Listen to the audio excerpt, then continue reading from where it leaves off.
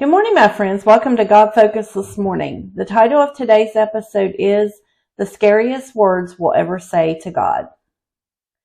I'm about to share with you the scariest thing that you will ever say to God. It's okay to be honest with God and tell Him what is on your mind. He knows how we feel and He knows what we think. There is nothing that we can say to Him that will shock Him. In Isaiah chapter 6, Isaiah saw a vision of the throne of God. It's a beautiful chapter to read, and I suggest you go to it and just picture it as you're reading it. The angels worship constantly, saying, "Holy, holy, holy is the Lord Almighty." And I want to draw attention to the fact that Isaiah was at an altar and confessed that he was a simple man, and he said that he was a man of unclean lips.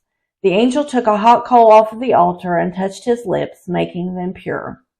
Once we have been before God and have had Him cleanse us and burn out our impurities, we are ready to start walking out our faith walk. Isaiah 6 and 8. Also I heard the voice of the Lord saying, "Whom shall I send, and who will go for us?" And then said I, "Here am I, send me." Once again, God is asking if we are brave enough to say the scariest thing ever to Him. "Here am I, send me." For a control freak like me, that is the scariest thing to say. Here I am. I will go where you want me to go. I will say what you want me to. My life is fully in your hands. As if it wasn't already. In other words, Jesus, take the wheel. I'm going to let you drive. We know we can trust Him. We believe He is big enough to save our souls from hell. He is big enough to solve our problems. There is so much that we trust Him for, but that last step is a big one. It's not one to be taken lightly, but in order to reach the lost of this world, it is going to take all of us being 100% sold out to the cause of Christ. Or as the generations before us would say, be fully on fire for God. As we ask logically, would God send us somewhere we couldn't handle, we would say no.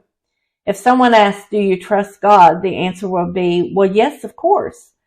In our mind, we trust Him. Our heart and our emotions are something completely different. We hold back a little part of ourselves from Him. Many think that the sin we struggle with is our biggest battle. I believe surrendering fully is the biggest battle we will ever have in our flesh. The flesh throws a temper tantrum wanting us to not take this faith walk too seriously. We don't want to get burned out or lose our witness. Some may even fear of falling into sin again and being a bad light. All the fears that we could come up with is not as scary as full surrender. Isaiah 45, 9-13. Woe unto him that striveth with his Maker. Let the potsherd strive with the potsherd of the earth. Shall the clay say to him that fashioneth it, What makest thou? Or thy work? He hath no hands. Woe unto him that says unto his father, What begettest thou? Or to the woman, What hast thou brought forth? Thus saith the Lord, the Holy One of Israel, and his Maker. Ask me of things to come concerning my son, and concerning the work of my hands, command ye me. I have made the earth, and created man upon it. I, even my hands, have stretched out the heavens, and all their host have I commanded. I have raised him up in righteousness, and will direct all his ways. He shall build my city, and he shall let go my captives, not for price nor reward, saith the Lord of hosts. The God of the universe, our Lord Jesus Christ, is a master creator. He has everything intricately planned. He knew everything about us before we were ever conceived. His plan was put into place before the moment we drew our first breath. Nothing we do or fail to do surprises Him. Like Jonah, God knew he would run, and I'm sure that God adjusted the schedule to deal with the delay, so that Jonah was right on time for the great revival. Potsherds in the Bible were earthen vessels or broken pieces of pottery. So this is saying, who are we to be contending with God and trying to persuade the way He is making our lives?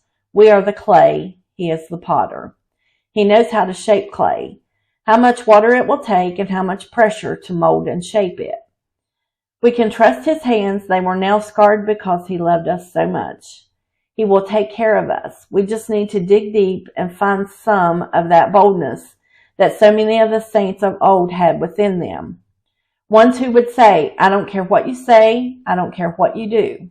I'm going to do the will of my Father in heaven. If you find yourself struggling with total surrender, you are not alone.